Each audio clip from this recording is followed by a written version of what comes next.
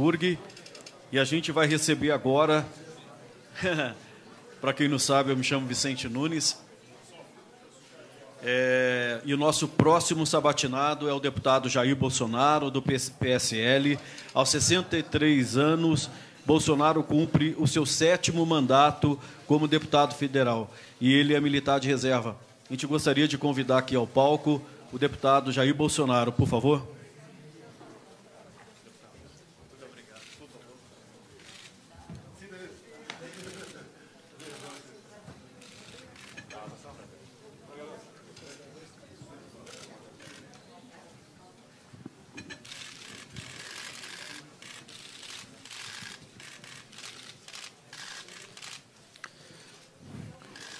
Deputado, vamos começar então a nossa sabatina. Gostaria de fazer a primeira pergunta para o senhor. Na questão econômica, o país viveu aí nos últimos 2 anos a pior recessão da história. Estamos aí com um exército de 13,4 milhões de desempregados. Se a esse grupo forem incluídos as pessoas que estão com subemprego, chegamos a 28 milhões de brasileiros que não conseguem viver com a própria renda. Eu lhe pergunto, o que o senhor vai fazer na economia para tentar reverter, resgatar o crescimento econômico sustentável que permita a criação de emprego, geração de renda e redução da pobreza? Primeiro, eu acho que esse número seria muito maior se levar em conta que quem recebe Bolsa Família é tido como empregado. Quem não procura emprego há mais de ano também é tido como empregado. São as metodologias. Esse número é assustador, no meu entender. Um presidente da República, um governador, um prefeito, ele não cria emprego. A não ser que ele abra concurso ou leve em votação o surgimento de novos cargos comissionados. O que um governo tem que fazer é não atrapalhar quem quer empreender, quem quer investir, quem quer produzir alguma coisa. O que eu mais tenho tido reclamações junto a esse público, empresários, comerciantes, o produtor rural, o governo é o sócio majoritário quando dá lucro. Quando dá prejuízo, os caras tiram o corpo fora. Então, o que eles mais pedem é o Estado interferir menos na atividade deles. E eu tenho conversado e tenho me assessorado de pessoas da área econômica, a gente vai aprendendo. Essa questão de humildade, é que temos que desburocratizar muita coisa, desregulamentar. A questão, estou vendo aqui, né, Sindifisco, um trabalho maravilhoso, mas em alguns setores a fiscalização rural, por exemplo, ela vai além, porque leva-se em conta a subjetividade, tá? E parte por aí, basicamente. É diminuir o tamanho do Estado, né? É o Estado necessário, não é zerar as estatais, mas diminuir. Poucas estatais é que dão lucro, né? E o que puder jogar para a iniciativa privada, você tem que jogar. Em algumas estatais, vê a questão do modelo, como a Embraer no passado. Tá? Então, passa por aí e, obviamente, passa por um presidente que tenha humildade de conversar com quem entende em cada setor para que a decisão seja tomada em conjunto. Eu não sei de tudo, apesar da minha idade, apesar de ter 28 anos de parlamento, tenho ainda muito a aprender, mas tenho a humildade, acima de tudo, sempre perguntar, que sempre foi uma máxima minha desde quando cheguei no quartel, né? Perguntar para os mais antigos no quartel certas coisas que eu não quero aprender na tentativa e erro. Então, acho que passa por aí a criação de empregos no Brasil. Tenho dito, já botam na minha conta, né? A imprensa, grande parte, já bota na minha conta. Porque quando eu converso com o empresariado, eles falam o seguinte: o trabalhador vai ter que decidir um dia menos direitos e mais emprego, ou todos os direitos de emprego. Isso é o empregador que diz, não sou eu que estou dizendo isso aí. É se colocar no lugar dele. Inclusive, eu falo, né, em vez de nós termos aí um programa renovado, Meu Primeiro Emprego, por que não Minha Primeira Empresa? Para que cada um sinta o que é ser patrão nesse Brasil. É difícil ser patrão. E não podemos aqui, é fácil você jogar patrão contra empregado, porque empregado é a maioria, dá mais voto. Agora, o que está acontecendo na prática? É que o senhor disse agora há pouco aí. Milhões de desempregados e não vemos um horizonte realmente que possa ser promissor para nós. O senhor falou em reduzir o número de empresas. Quais o senhor privatizaria? Temos aí a Eletrobras, Petrobras, Banco do Brasil, Caixa Econômica Federal e há outras estatais aí também. Quais as que estão nos seus planos privatizar, se o senhor for eleito presidente? É a mesma coisa. O nosso programa de governo será apresentado, de acordo com a lei, quando, né, porventura, a minha candidatura venha a ser efetivada, meados de agosto. Isso tudo vai estar lá. Queremos fazer uma coisa bem feita. Tanto é que me criticam também que eu não tenho um plano de governo. Qual outro pré-candidato apresentou? Ninguém. Então, eu não quero ser evento, vamos privatizar o Banco do Brasil. Tá? Eu quero saber com mais detalhes, com mais profundidade, que eu ainda estou aprendendo muita coisa. Né? Quem vai, por exemplo, financiar a safra agrícola com que taxa de juros? Você tem que ver isso aí. Né? BNDES, por exemplo, não pode continuar emprestando dinheiro para amigos aqui dentro e para ditadura lá fora. Então, essas questões, né, a gente vai discutir no momento oportuno. Mas o senhor não tem assim nenhuma ideia de qual estatal que o senhor considera que deva ser privatizada? Tivemos essa questão dos caminhoneiros, alguns já falaram em privatização da Petrobras. Como é que o senhor vê, por exemplo, essa questão do... A Petrobras, você vê, tem pesquisa aí. Vamos acreditar em pesquisa. Está dividida a opinião pública sobre privatizar ou não a nossa Petrobras. Eu tenho a Petrobras como empresa estratégica. Mas o que aconteceu na questão do preço do combustível? Qual a função social de uma estatal? Botar alguém lá para simplesmente todo dia aumentar o preço? Isso passa uma péssima impressão para quem está aqui fora, para quem usa do combustível para se locomover, para transportar riqueza no Brasil. O que falta disso aí? Botar na mesa. Quanto nós produzimos aqui dentro, quanto vem de fora. A questão do refinar, por que parte é refinado lá fora e não aqui dentro. Está sendo subutilizada a capacidade dessas empresas, dessas refinarias. O preço... Não se falou em governador nessa questão. É conjuntural essa questão de um preço que está, no meu entender, alto do combustível, e ninguém quer na canetada, né, da tabela, ou na tablita, como se resolvia no passado, o congelamento, como os economistas resolveram no passado, a questão do cruzado, simplesmente tem aquela solução messiânica aqui para ficar bem com os caminhoneiros, dizer que vai baixar a gasolina para ficar bem com o povo brasileiro, mas o ICMS é um absurdo, é um verdadeiro estupro o valor, né, o percentual do ICMS cobrado no Brasil. Agora, você pode responder para ele, mas os governadores estão no sufoco. Se o Estado quebrar, é sinal que o contribuinte já quebrou antes dele. Nós não podemos tentar salvar o Estado simplesmente botando na guilhotina aqui a cabeça dos brasileiros. Não é por aí. Okay?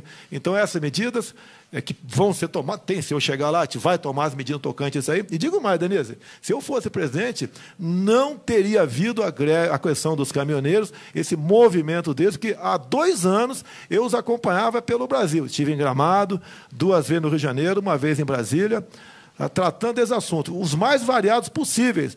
Vai lá da indústria da multagem eletrônica, isso tem que acabar, está na mão de uma panelinha, não me pergunte quem que é, não, está na mão de uma panelinha decidir a questão das multagens. No Brasil tem grupos políticos que faturam horrores em cima disso aí, você pode ver, você anda na hora do Rio de Janeiro a 70 ou 90 por hora, como é em Botafogo, 70 no Leblon. Por que na Rio Santos tem que ter 40 por hora? Aí você vai multar. Isso vai no preço do frete no final. Então, multagem. A questão do pedágio, há quanto tempo eu vinha discutindo com eles também, não tem o poder para tal, né? A questão do eixo levantado. Está num contrato. Não existe contrato leonino, quando você vai alugar um imóvel, um negócio qualquer, também não me entender, isso é uma causa leonina. Se o caminhão está vazio, o eixo está levantado, não tem que cobrar. E alguns estados, se não me engano, São Paulo, cobravam isso aí. As condições da estrada. É difícil, né? Nós temos um modal aqui que não dá mais, você tem que tentar mudar. Agora, o governo não tem dinheiro para mudar. Vamos tentar iniciativa privada, parceria, até parceria fora do Brasil, se for o caso, investir no outro modal de transporte, que não seja o rodoviário. A questão de roubo de cargas, várias vezes debati com eles em audiências, essas questões também. O prejuízo aproximado anual de roubo de carga no Brasil é R$1,5 bilhão de reais. Quem paga a conta? É quem está nos assistindo aí. É você também, Denise, paga essa conta aí. A questão da violência, então, você tem que cuidar deste assunto, entre outros, é o governo. No passado foi uma medida errada, onde ele abriu o BNDES para quem quisesse comprar caminhão, comprar. Houve uma inflação de caminhões, o preço do frete foi lá para baixo. Agora vai tabelar o frete? Tabelar como? A gente sabe onde vai parar o tabelamento. Então, o mercado, né, foi maltratado por quem estava no governo. E quem assumir vai ter que buscar maneira de desfazer tudo isso aí e construir algo melhor. Um tema que o senhor fala com mais efetividade, que é a segurança. O senhor foi eleito presidente do Brasil. Está no primeiro dia como presidente do Brasil. Quais a principal medida para a segurança que o senhor vai tomar? Olha, nós votamos há pouco o SUSP, Sistema Único de Segurança Pública. Alguns acham que foi a desmilitarização. Não tem nada a ver. Resumindo, o SUSP é uma troca de informações entre os vários órgãos, né? Da Polícia Federal até o guarda municipal aqui embaixo. É difícil botar para funcionar isso, mas a gente vai ter que botar para funcionar isso daí.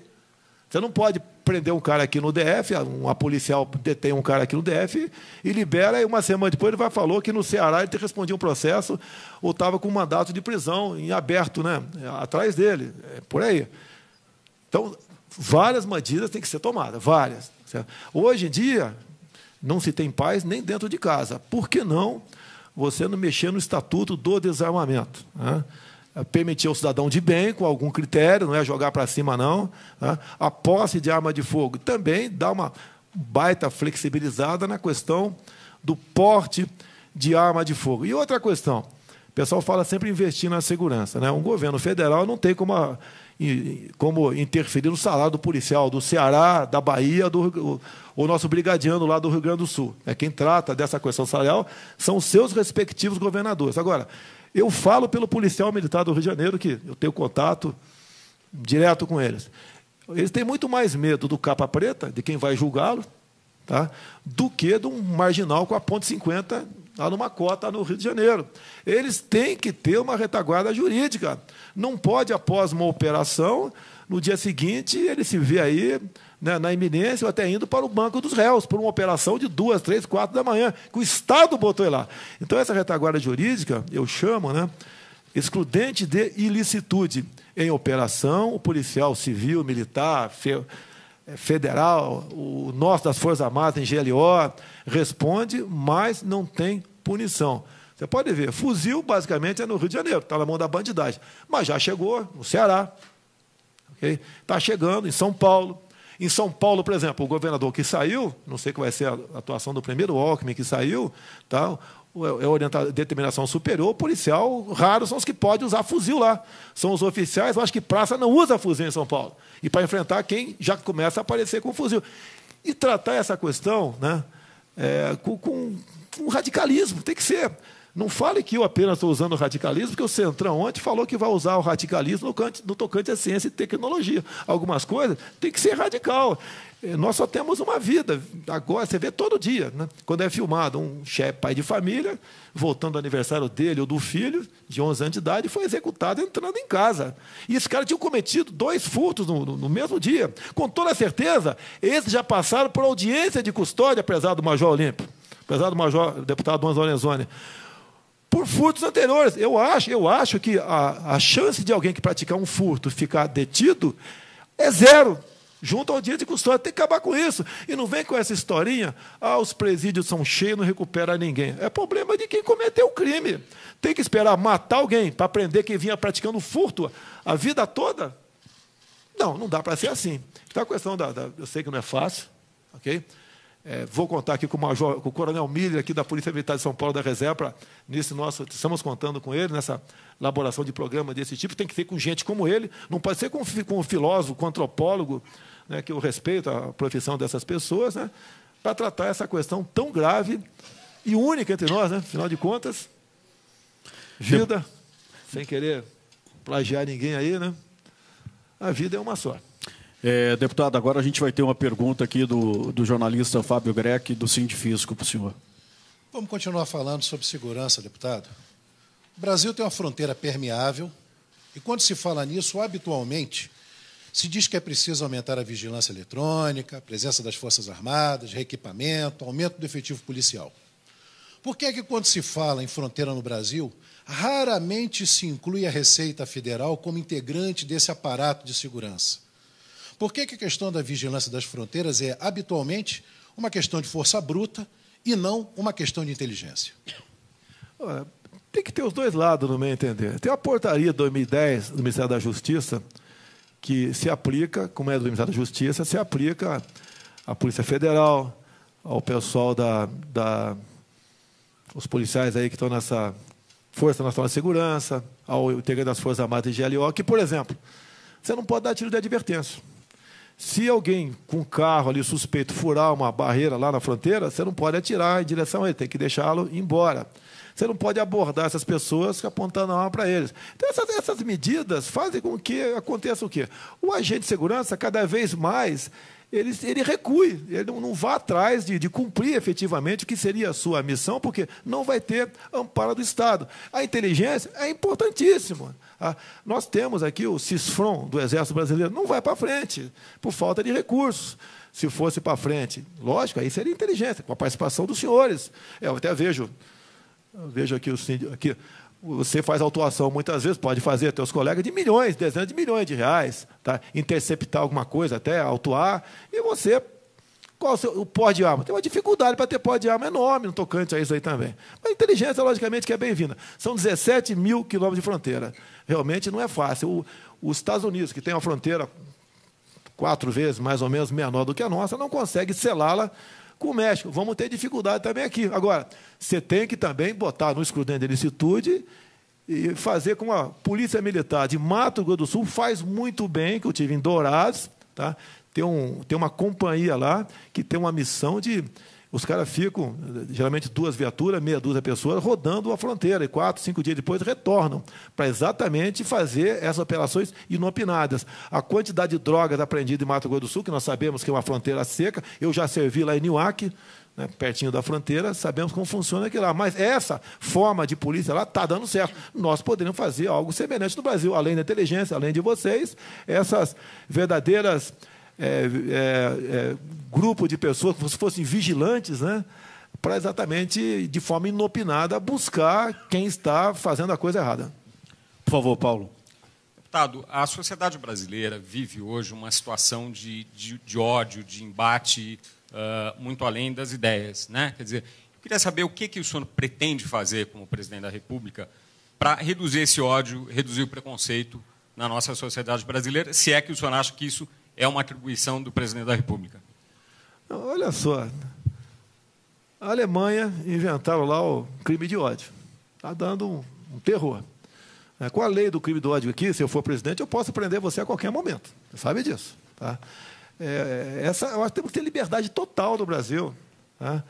Não ficar inventando maneira de combater o ódio em nome do politicamente correto. O nosso problema não é esse. Quando alguém faz uma besteira com um terceiro, certo?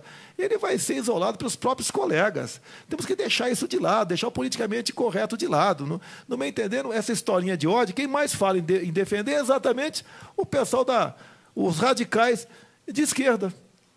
Tá certo? Eu sou uma das pessoas que mais sou atacado tocante a isso. Tem memes meus os mais variados possível. Eu não dou bola para isso. A população faz o filtro. Mas o senhor acha que não é um problema o ódio na sociedade? Não vejo esse problema. Deixa de lado. Nosso problema é outro. É a saúde, é a segurança, é a nossa economia, é a educação. Não é isso. Isso, naturalmente, a sociedade afasta. Eu não tive meu tempo de moleque. Desculpa aqui, você de gordinho, de 4 olhos. Não tinha problema nenhum. Hoje, e o gordinho... Geralmente, quando ia bater pelado, você chamava de gordo, você chamava, ele dava pancada em você. Hoje o gordinho virou mariquinha, pô. Exatamente por causa desse tipo de política. Se bem que tem muito gordinho machão aqui, eu tenho certeza disso. Vamos acabar com essa frescura, pô. Isso não é problema do Brasil. Nós temos um potencial enorme no Brasil, enorme, inimaginável. Ninguém tem o que nós temos. Eu costumo dizer na minha viagem, não só à Ásia com Onyx, né, bem como em Israel, com os meus filhos, tá? Quem pagou a viagem foi eu, tá? Não teve nada da Câmara, não. Tá certo? Olha o que Israel não tem, olha o que eles são. Olha o que nós temos, que nós não somos. Quando eu falo em nióbio e grafeno, eu levo pancada de um montão de gente. Bota o grafeno de vice, bota o nióbio de ministro. Nós estamos vendo todo dia, né, as evoluções tocante a isso. Parabéns à Mackenzie em São Paulo, que pesquisa o grafeno. O Exército Brasileiro está também participando lá de pesquisas, né? Viaturas blindadas com 10 vezes mais leves. Imagina para carro particular nosso, ou blindagem, né, como economizaria combustível. A questão do grafeno, então, é uma coisa inimaginável, a revolução. Brevemente teremos um avião também base de grafeno aqui, peso lá embaixo, com toda certeza, aumenta a autonomia do mesmo. Então, temos coisas maravilhosas para cuidar, para se interessar. Com o radicalismo, segundo Centrão, parabéns, radicalismo, a questão da ciência e tecnologia, estamos juntos, ok? Copiaram em grande parte o que eu venho falando, inclusive, foi, eu acho que uma saudação a mim, foram 17 itens, o número do PSL é 17. Tá, okay? Então, tenho que preocupar com isso, me desculpe com todo respeito ao senhor, né? Mas eu acho que essa questão de ódio é secundária. Um país evoluindo, com menos problema, você fica menos sensível a reagir, a ser violento e a ter ódio. Deputado, eu queria passar aqui para a questão da Previdência, né? Todos os seus antecessores aqui trataram desse tema e classificaram a urgência de se fazer a reforma. Eu fiz um levantamento aqui sobre aposentadorias do poder público, em especial do judiciário, que são consideradas as vilãs aí do orçamento. O aposentado do judiciário, ele recebe, em média, R$18 mil por mês. No legislativo, a aposentadoria chega a R$26.800. Em contrapartida, os cerca de 30 milhões de pessoas bancadas pelo INSS recebem um salário mínimo de R$950. É muita discrepância. Como resolver isso? O senhor vai fazer uma reforma da Previdência? Bem, vamos lá. O senhor vai atacar os privilégios? Vamos lá. Vamos por parte aí. Eu estava no Piauí quando foi anunciado no governo Temer aquela reforma da Previdência. E falei, não vai passar. Não é o que o Temer quer, o que o Meirelles quer, que era ministro na época, né? É o que pode passar nos filtros chamado Câmara e Senado. E minha mãe sempre dizia, né? Remendo novo em calça velha, não vai dar certo. E meu pai também dizia que a gente vivia numa região lá do Rio Ribeira de Iguape, a molecada pegava as canoas para ir buscar jabuticaba em algum lugar, se furar a canoa, rema para o barranco, depois tirar a água da canoa. Nós estamos querendo tirar a água da canoa com a canoa dentro d'água. Não vai dar certo. Como nós temos que primeiro conter, segurar, evitar que apareça os marajás, que vêm do serviço público. Vou contar um exemplo claro do Rio de Janeiro, que se aplica acredito que em todos os estados, talvez todos os estados. Câmara Municipal do Rio de Janeiro. O senhor está concursado lá, ganha 10 mil por mês. O senhor vai trabalhar no gabinete de um vereador, ganha um cargo de comissão de 10 mil. 8 anos depois, o senhor passa para 20. Mais 8 anos, o senhor passa para 30. Vamos, no primeiro momento, acabar com as incorporações. O que o prefeito Eduardo Paes, nos últimos dias da Prefeitura do Rio, fez lá no Rio de Janeiro? Estendeu o direito às incorporações aos servidores do Executivo. Então, vamos, no primeiro momento, vamos acabar com as incorporações, você acaba com a fábrica de Marajá.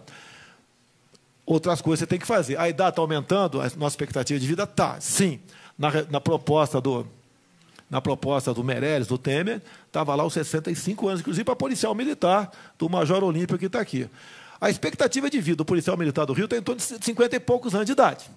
Está lá 3, 4 por semana que perde a vida, fora os que ficam com problemas de tiros, né, que, tendo em vista a vida que ele leva depois de reformado, diminui a expectativa de vida dele também. Até costumava dizer, né?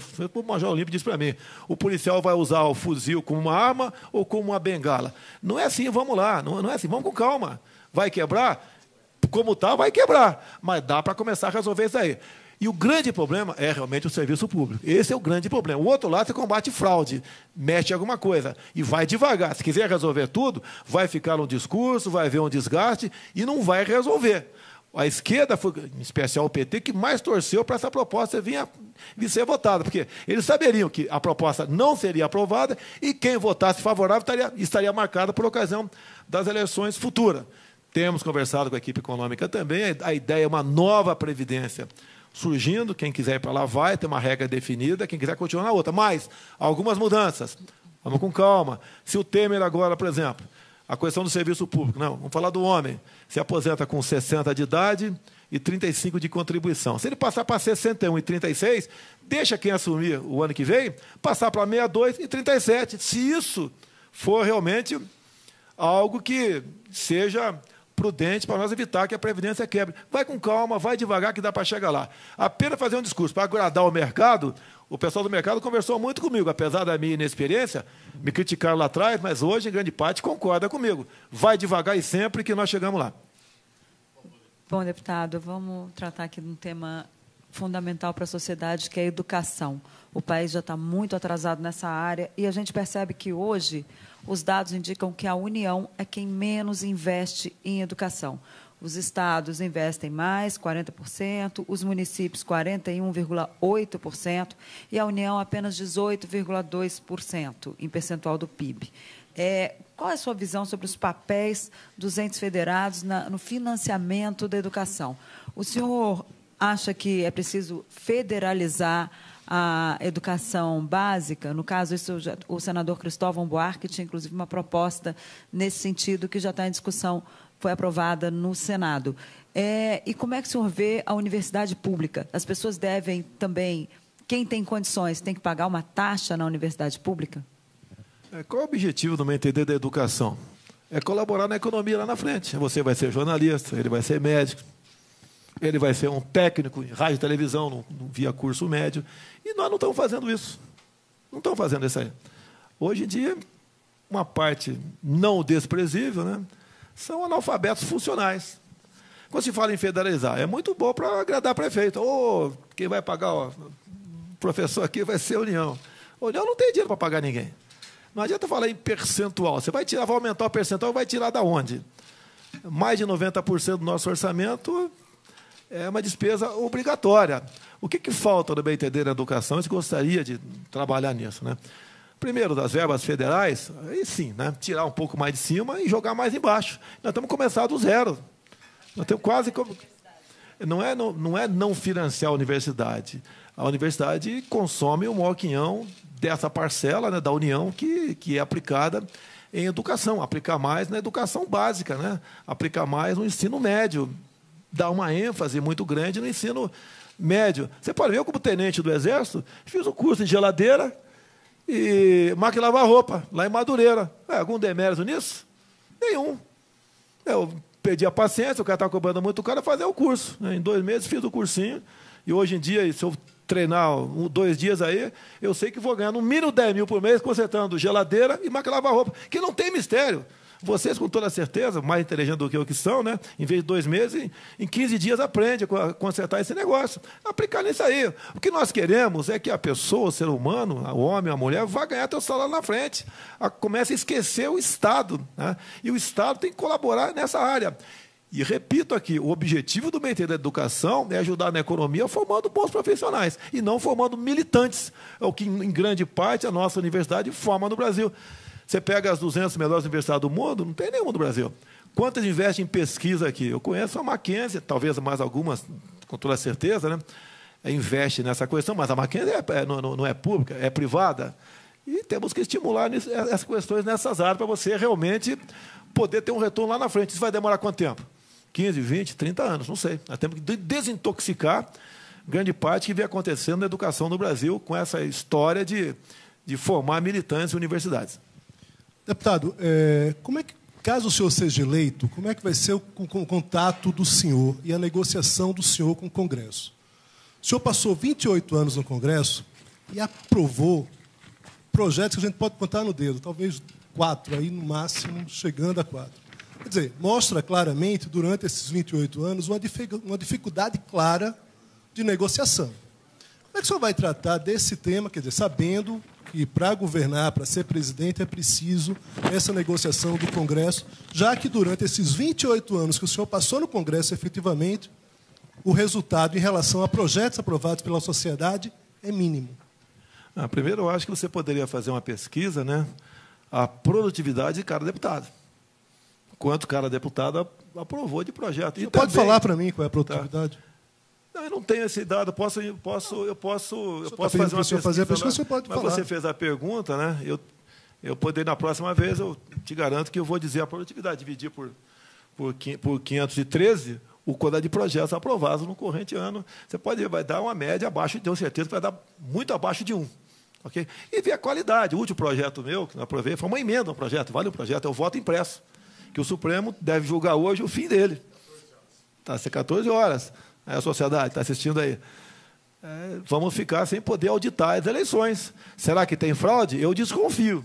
Eu acho que muita gente desconfia. E quem não desconfia não tem como comprovar que não há. Então, a qualidade do projeto também. Agora, mais importante, eu prefiro meu time fazer 30 gols no Campeonato Brasileiro todo e ser campeão na frente, ganhando tudo por 1-0, do que fazer 30 e levar 80, ou ter que fazer 50 e levar 80. Então, muitos projetos nós impedimos que fosse aprovado lá. Com agora a ideologia de gênero, a questão no PNE, há pouco tempo também, com a participação de vários parlamentares, a união nossa contra os péssimos projetos que temos andando pela Câmara. Como agora tem um projeto lá tramitando, Eu não vou discutir o método dele aqui agora, se é constitucional ou não, né, para dar 13º para presidiário que trabalha. Tá? Não sei, não vou entrar no método tocante a isso. Eu acredito que não seja uma boa proposta nesse sentido. Então, os péssimos projetos, tem que contar para o teu lado. Né? O pessoal só lembra do Túlio Maravilha, né? Do goleiro lá atrás, que pegou 10 pênaltis, ninguém lembra. Por favor, faltou, peraí. Faltou como negociar. Eu quero agradecer ao Centrão. O Centrão acabou de dizer que vai votar comigo ano que vem se eu for presidente. Que ele diz aqui no item 14, olha que coisa bonita o Centrão aqui, né?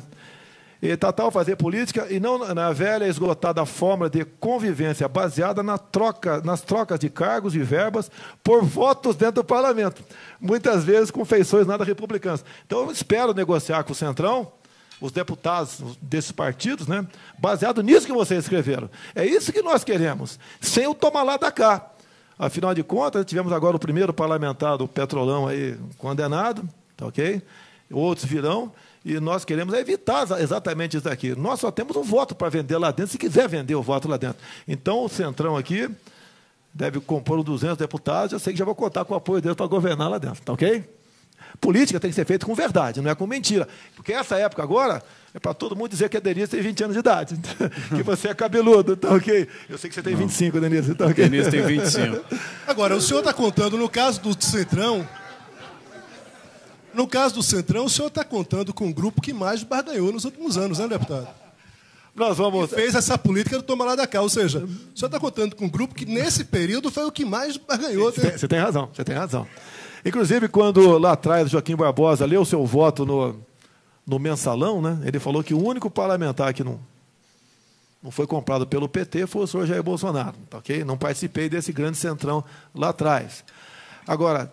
Já fizemos... Não, mas se é para fazer a mesma coisa, prezado colega, né? Se é para fazer a mesma coisa, vai continuar a roubalheira, a corrupção está aí.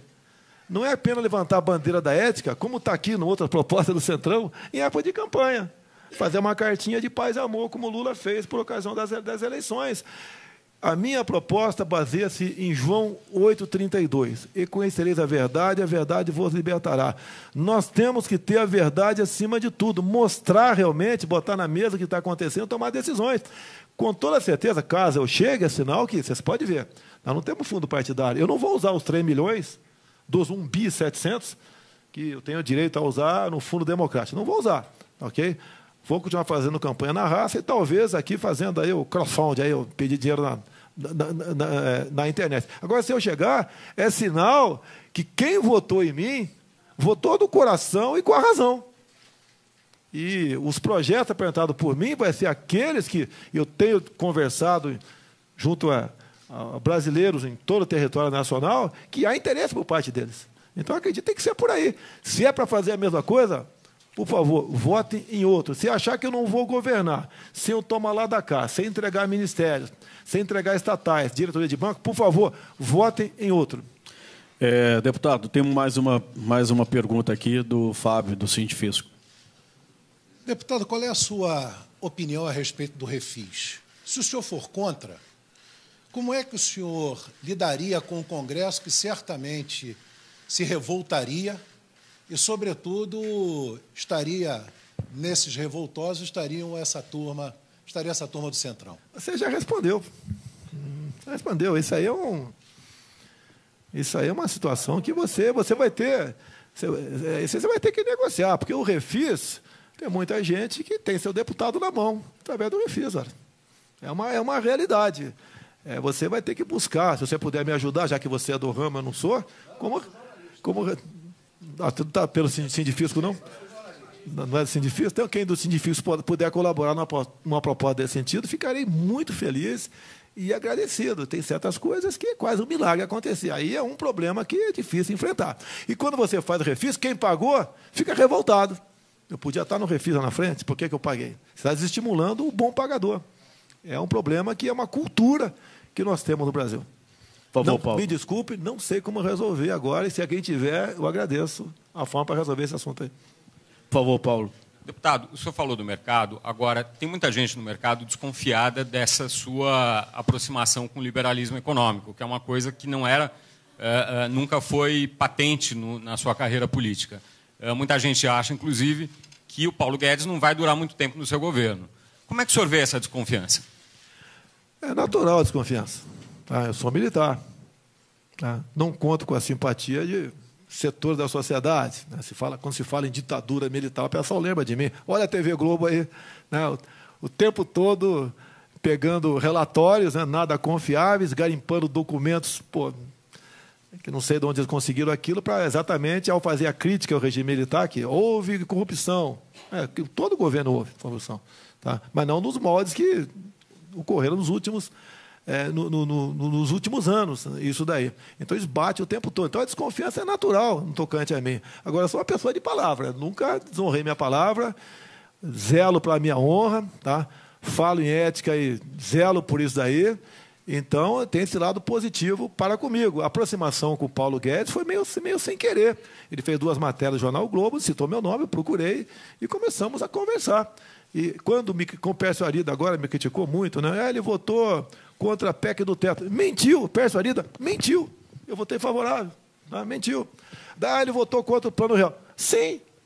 A média, como tem servidor público aqui, com toda certeza, né? Aquele que a MP foi de 28 de fevereiro de 94, né? Criou o RV, se não me engano. Nós, das Forças Armadas, o servidor público do Executivo, nós tivemos expurgado a inflação de janeiro e fevereiro, em torno de 94%. O servidor público, como ele tinha adiantamento salarial, eles tiveram um delta X, que não foi um delta X, né? Foi um baita de um X, a mais para o novo salário a partir de 1º de janeiro. Nós não tivemos. Eu tentei negociar, acho que era o Recupero, se não me engano, tá? Tentei negociar com ele sozinho, tá? Botar os militares das Forças Armadas e o servidor do Executivo naquela questão. Recebi ou não? Votei contra. Eu era assim. O senhor mudou ideologicamente ao se aproximar do naquela época eu representava,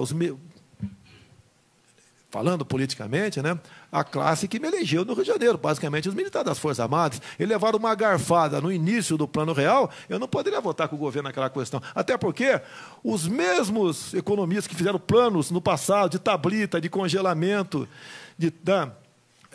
estavam de novo, talvez ali, num novo balão de ensaio. Por que eu tenho que acreditar nele? O grande problema do Brasil é questão de confiança. Mas né? foi bom o real, olhando hoje em perspectiva. Andou, mas na metade do governo FHC, né, nós tivemos uma taxa de juros acima de 50%, que nos trouxe essa dívida interna, que está chegando na casa de 4 trilhões de reais, que a gente quer saber como é que a gente consegue sair disso, pagar isso sem aumentar imposto.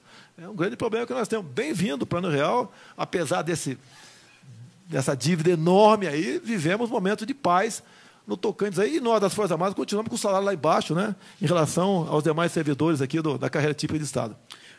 Deputado, por que o senhor acha que o senhor merece ser presidente da República? Não é porque eu sou bonito, não, para ter certeza disso. Tá, né? Tenho absoluta certeza disso, mas por quê? E você está discriminando. Você está me discriminando. Não vira o jogo. Olha só, quando as eleições de 2014 se acabaram, eu comecei a pensar comigo, né? Eu estou sendo demais no parlamento. Muita alteração, brigas, tá certo? Algumas justas, outras nem tanto. E eu pensei, como é que eu posso ser presidente sem um partido grande que não vou ter, sem fundo partidário que não terei, sem apoio, a grande parte da mídia pauleira em cima de mim? E falei, eu vou ser. E para quê? Eu quero mostrar que nós, agora do PSL, né, podemos ser o ponto de inflexão na maneira de fazer política de acordo com ali a decisão do Centrão de ontem, sem eu tomar lá da cá, tá? Fazer uma política externa sem um viés ideológico, jogar pesado com o radicalismo na questão da segurança, para que nós possamos ter turismo no Brasil, tá? Fazer com que nós possamos, em nossos recursos naturais, agregar valores, para não continuar mandando um navio de minério de ferro recebendo uma canoa de aço de volta, jogar pesado na questão de ciência e tecnologia. Quem é o ministro de Ciência e Tecnologia no Brasil? Não me respondo, tá certo? Mas devia ser um ministro com a maior visibilidade, aquele que vai realmente estimular os jovens do Brasil, a inovação, a pesquisa. Esse foi o objetivo da minha ida com o Onyx aqui, lá na Ásia, né? Para ver em loco como funcionam essas coisas. Sei que é uma viagem bastante rápida, mas deu para ver muita coisa. Uma coisa que me surpreendeu lá na Coreia do Sul, né? Nas escolas, energia elétrica por teto solar. Lógico que visa a economia, mas, por outro lado, mostra para a garotada desde cedo, né, que aquilo ele pode usar na casa do pai dele, no sítio do pai dele. Né? São as coisas que vêm da escola. Queremos resgatar os valores familiares. Para mim, a família tradicional é importantíssima. Nada contra, brincadeira que eu fiz contigo, na questão LGBT. Cada um vai ser feliz da maneira que bem entender.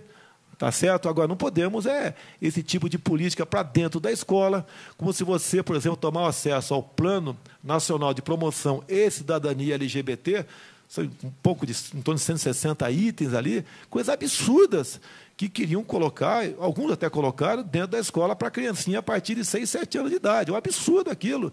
Não leva a nada, leva apenas a estimular a criança a entrar na vida sexual mais cedo. A questão de ideologia. Nós fazemos comércio com o mundo todo, repetindo aqui que é muito importante, sem um viés ideológico. Quando estive em Israel, fui lá ver como é que eles plantam no deserto. Eles não têm nada. E são muito melhores do que nós. Nós temos tudo. E estamos aqui na situação por quê? Basicamente por causa da classe política que eu represento também. Que quando você aprova uma coisa, eu, o Onyx, o Major Olímpio, nós temos responsabilidade mesmo contra o nosso voto. E a nossa casa que aprovou aquilo rejeitou uma boa proposta. Então, através do exemplo, tentar mudar o Brasil. Basicamente é isso. Ok? Alguns podem falar que eu não sou um bom exemplo, mas passa os bons exemplos. Né? Eu sempre dei com a minha vida. No dia a dia dentro da Câmara. Você pode ver, me critico questão de verba de gabinete. Um ano passado, eu poderia gastar 400 mil, gastei 200 mil. Ninguém fez uma matéria me elogiando. Agora, quando aumentou minha verba de correio que eu gastei, passei, não sei, de X para X mais Y, desceram o cacete de mim. Deputado aumenta em X%, em Z%, o seu gasto com a verba de gabinete. Pega o exemplo do meu entender.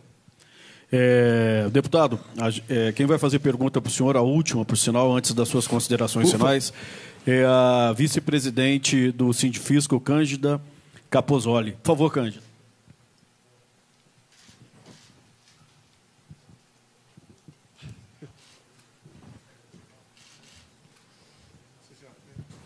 Bom dia ou boa tarde a todos, deputado.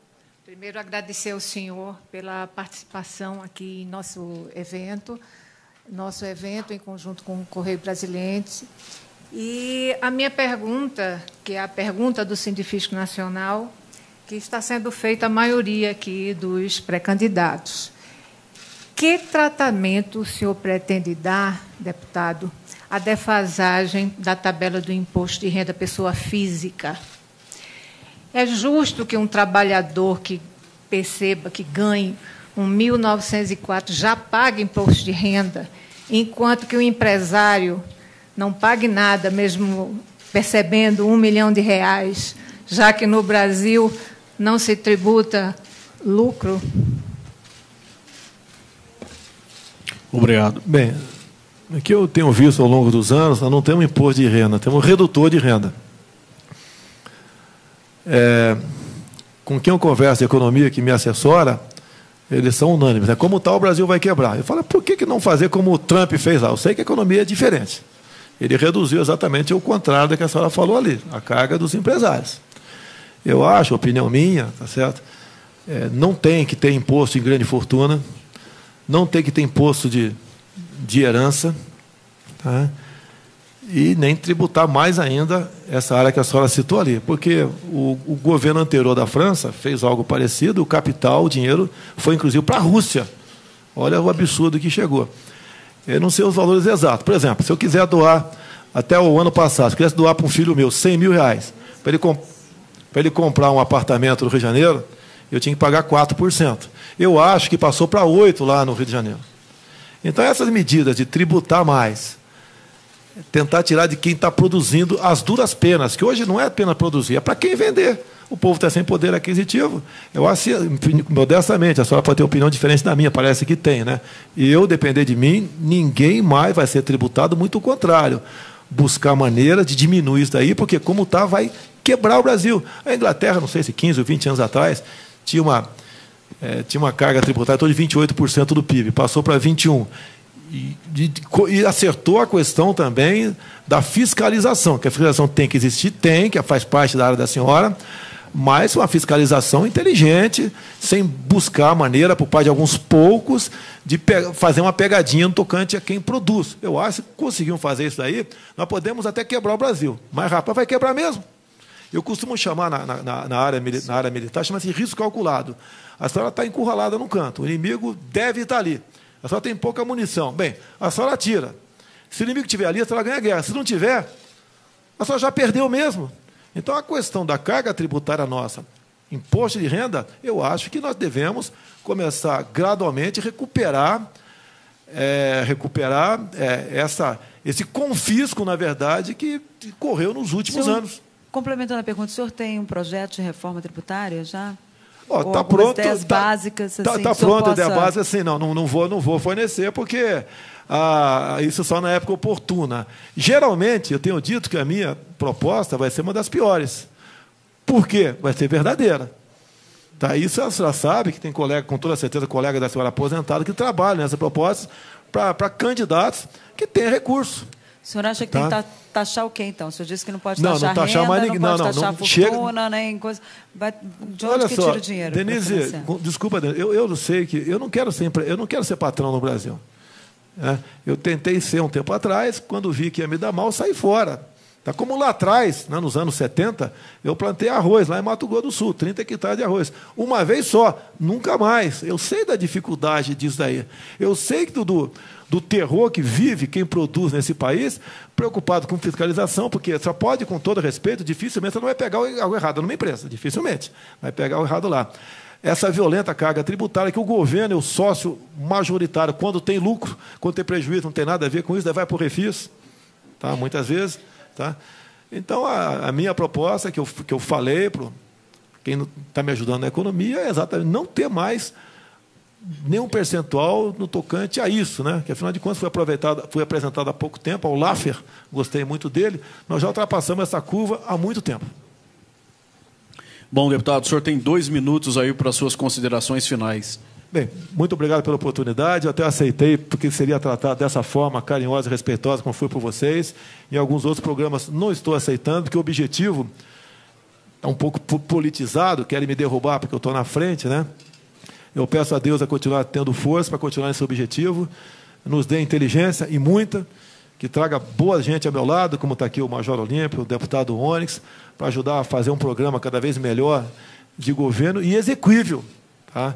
Vamos resgatar os valores familiares, vamos respeitar a criança em sala de aula, vamos ter um bom currículo para que lá na frente, o formando lá na frente, possa ser um bom profissional para ajudar a nossa economia.